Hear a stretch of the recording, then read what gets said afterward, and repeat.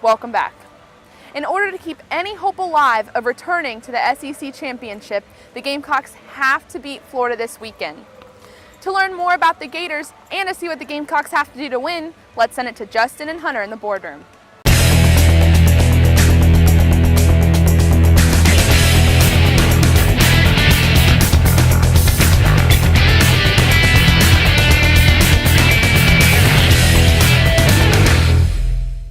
Gators, Steve Spurrier's alma mater and homecoming.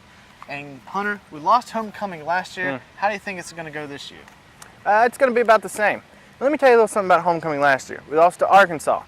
Who did we lose to last week? Arkansas. You know why we lost? A little thing I like to call the Zeta curse. Who brings a hog and puts it on Green Street for people to feed the week you're playing the Razorbacks? A Razorback is a hog. I do not understand this logic. It's beyond me. Yeah, let's hope they don't bring an alligator. If an alligator shows up, I'm gonna have a serious problem. Yeah, put an alligator in the. Yeah, let's put an alligator back there. That would be fun. Yeah, and the offense. What is the offense going to have to do to take apart that Florida defense? Offense is just gonna have to do what they used to do. I mean, you can't just hand the ball off to Brandon Wilds. He proved that with the fumble he had last week. He's not a Marcus Lattimore. He's good, but he's not a Marcus Lattimore. You got to get Alshon the ball more often. I know we've already talked about that, but I cannot tell you how important that is. And you've got to get Connor Shaw to play the way Connor Shaw can. Stay in the pocket and pass the ball. Don't roll out. He cannot pass when he rolls out. One of the most important things the Gamecocks are going to have to do is slow down that Florida offense.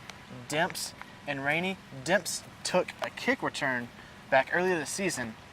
From end zone to end zone, 11 seconds flat. That speed is ridiculous. Yeah, it's nothing. I get it in 9 seconds.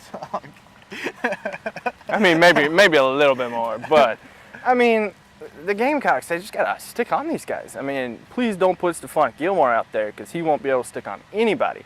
But you put DJ Swearinger, if he's healthy out there, I think he can handle it. Antonio Allen can certainly handle it. Rodney Polk, who had a good game against Arkansas, he can handle these guys. I'm not really that concerned about it. I'm more concerned about John Brantley finally having a good game. That's what I'm concerned about. I'm afraid he's going to have a good game, pick our defensive secondary apart. And I really think that he will. I think he'll have his first, really good game of the year. I think the Gators will win.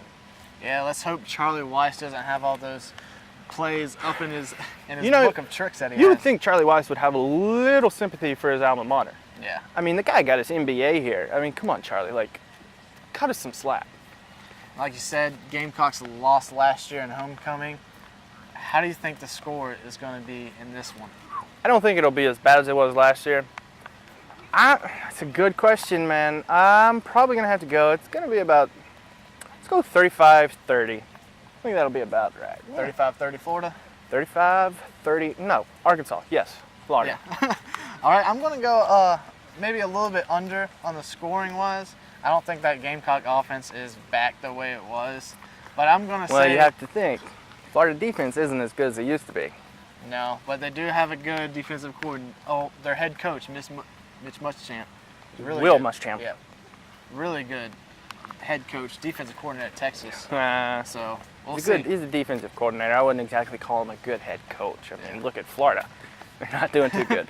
But anyways. Yeah, that does it for the boardroom. We'll be back next week to break down the Florida game and preview the Citadel game.